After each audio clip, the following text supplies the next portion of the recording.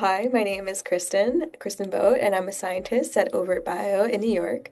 And for graduate school, my research focused on using CAR T cells and reducing their off-tumor toxicities in solid tumors.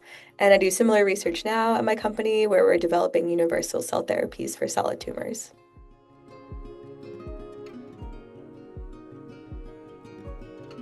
I started grad school in 2019, and before committing, I actually was really fortunate. I got an NSF fellowship, which helped me join two labs. So I was actually co-mentored, and because of this, I could research at the intersection of two fields that I was really interested in.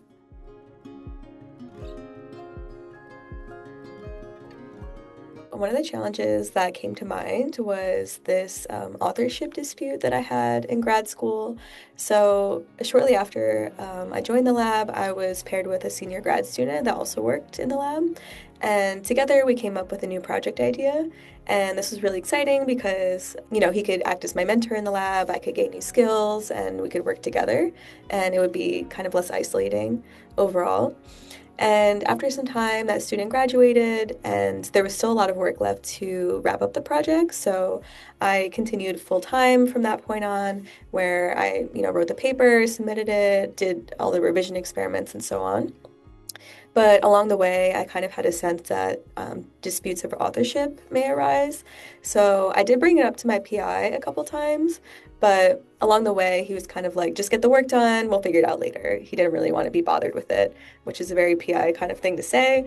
In hindsight, I feel like maybe I should have pushed back a little more, but as a young student, I felt like, my PI has more experience, I'll just default to his expertise. So I kind of just let it go. So in the end, I, wrapped up the project, I drafted the paper, including the author list that my PI and I both agreed on, and just sent it out to everyone to review. From there, what transpired was basically a series of emails between the PI and the student, which the student expressed that he felt like I was stealing his work, which was very frustrating to hear. And the real challenge was that my PI at that point, he's very conflict avoidant, and that manifested, unfortunately, in him trying to convince me to give up my authorship to the other senior student.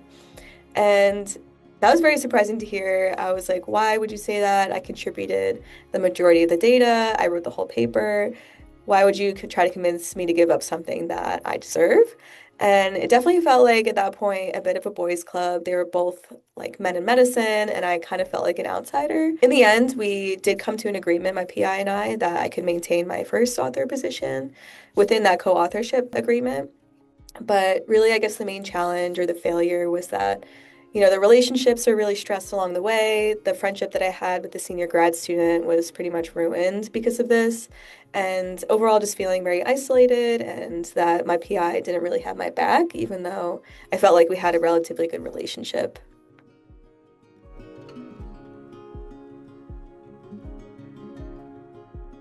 In the beginning, I was definitely feeling really demotivated. I feel like I needed just a bit of time to sit with everything that had happened. I feel like oftentimes you're feeling like rushed to get back into the normal swing of things, but I also took some time just to realize it's okay to acknowledge, your feelings, what had happened, and think about maybe how to avoid it in the future. So there were definitely a couple months where I was sort of ruminating on it for a bit. But once I set my defense date, I was like, okay, great. The end is almost near. I felt like this last jolt of motivation to really wrap things up. But yeah, once I became more motivated to finish grad school and just really be proud of the rest of my time there, I would say just having my husband, who was also a grad student at the time, and my friends be like my network, my source of support. Having other postdocs in the lab to go to sort of vent to, hear from their experiences, and get advice from them really helped.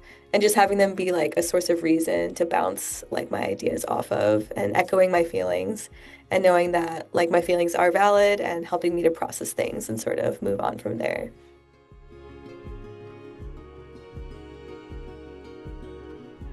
I would say one thing that kind of I realized along the way was that I really needed to stand up for myself. Depending on who you surround yourself with, your network, maybe people aren't willing to do that for you. So you really have to be your own advocate. So I decided that, I wouldn't back down. I wouldn't give up what I deserved, what I worked so hard for. Unfortunately, my relationship with the other student is no longer, But, it's unfortunate because we were good friends and I still felt like it was the right thing to do despite like the repercussions that it had. So I'm definitely glad that I stood up for myself. In my current workplace, in my professional life, I definitely do similar things where always venting to each other, to my coworkers. So it's really great to have that support network. I also try to like write down my thoughts when I feel like I'm overwhelmed with things. That's something I learned in therapy and something that really helps me like collect my thoughts before I approach, conflict. And I also try to take, some time before I reply to, emails or Slack messages, just in case I'm in like the heat of the moment. I try to just sit with my thoughts at least for, an evening before I, jump into it.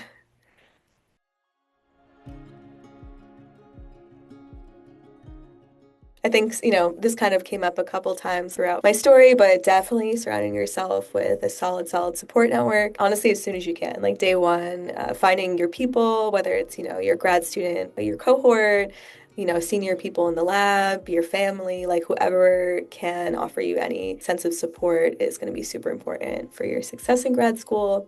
Just knowing who you can go to when times are tough so you don't feel like so isolated. I mentioned therapy that works wonders for a lot of people. So if you can and you have access to that, that definitely helped me. And I think I mentioned this before, just like following your gut, like knowing your feelings are valid and that you can stand up and you should stand up for yourself because, in my experience, unfortunately, people didn't want to fight for me. So I really had to, be my own advocate on behalf of myself.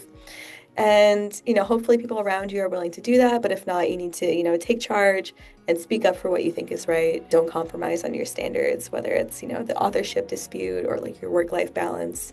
Yeah, just don't compromise on those things. Failure in general, failure and part of grad school, it's a part of life. I feel like, it's really great that you're doing this project and I'm really happy to be a part of it, especially coming from like my background where I was, at a primarily undergraduate institution.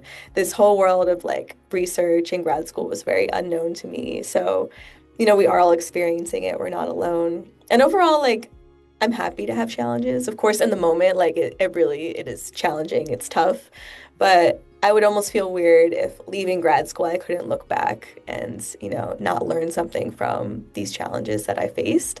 So I feel like if I wasn't, then maybe I wouldn't really be growing. I wouldn't be learning. So I guess it's just like my philosophical stance on, failure and challenges in life and science. Thanks everyone for watching. My name is Kristen, and I hope that my stories can help to build a more transparent and supportive scientific community.